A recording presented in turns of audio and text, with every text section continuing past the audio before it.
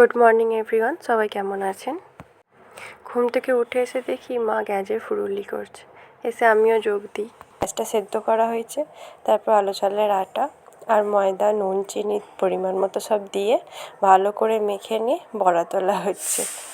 তারপর এই যে গরুর দুধ কদিন ধরে পাওয়া যাচ্ছে না, তাই কদিন প্যাকেটের দুধই কিয়ানকে নিয়ে এসে খাওয়ানো হচ্ছে। আমুলেরটা নিয়ে আসা হয়, এটা এবারে নিয়ে এসছে, হয়তো আমুলেরটা পাইনি। তবে এই প্যাকেটের দুধগুলো ভীষণ ঘন হয়, জল মেশাতে হয়, না হলে প্রচুর ঘন হয়। আর যদি এই ঘন দুধ কিয়ান না সহ্য করতে পারে, তাই একটু জল মেশাই, দিয়ে ফুটিয়ে নিই। আর এইদিকে আমি গ্যাজের বড়াগুলো করছি, একদম ছোট্ট ছোট্ট করে দিচ্ছি। তখন মা দিয়েছিল, ওল্টাতে গেলে ভেঙে যাচ্ছিল, তাই একটু কম করে আর একদম ছোট্ট ছোট্ট করে দিচ্ছি।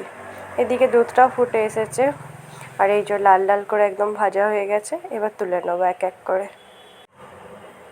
তারপরে এই যে কিয়ানের জন্য টিফিন তৈরি করছি। আলুর পুর দিয়ে দুটো লুচি একসঙ্গে চিপকেছি, লুচি নয়, ফুচকা সাইজের মতো করে। আর কিভাবে করেছি সেটা আমি শর্টে দিয়েছি, দেখে নেবেন প্লিজ।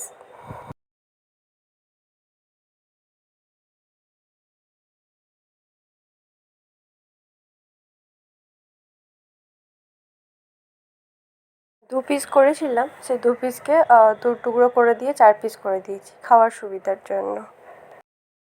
তারপরে এই যে গাছে জল দিতে এসেছি সব কাজ সেরে।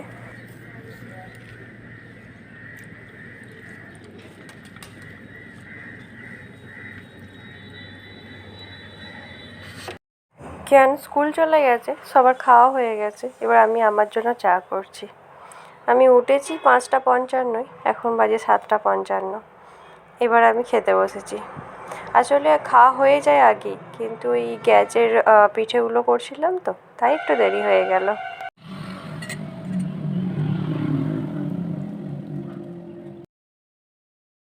আমার ঘরের পাশটা যেমন মেন রোড, তেমন ও পাশটাতে আবার মাঠ আছে। ওই যে কাজ করছে, ধান কাটছে, সবাই কাজ শুরু করে দিয়েছে। এবার আমারও কাজ বাকি আছে, নিচে গিয়ে আলু বীজ কাটবো। খাওয়া হয়ে গেছে, এবার যে নিজের কাজগুলো করে নিই। এই যে এখানে বীজ কাটবো, তো কোনগুলো কাটবো ঠিক বুঝতে পারছিলাম না। কিয়ানের বাবাকে ফোন করলাম, দিয়ে বললো ওই পোখরাজগুলো কাটতে।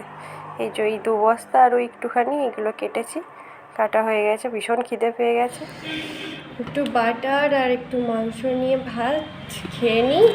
খেয়ে নিয়ে ঘর ঝাঁট দিয়ে মুছে তারপরে আবার ওই চন্দ্রমুখী আলুগুলো আছে কাটতে যাবো, যে সেই নামার সময় উঠে আসবো। অলরেডি 11টা বেজে গেছে।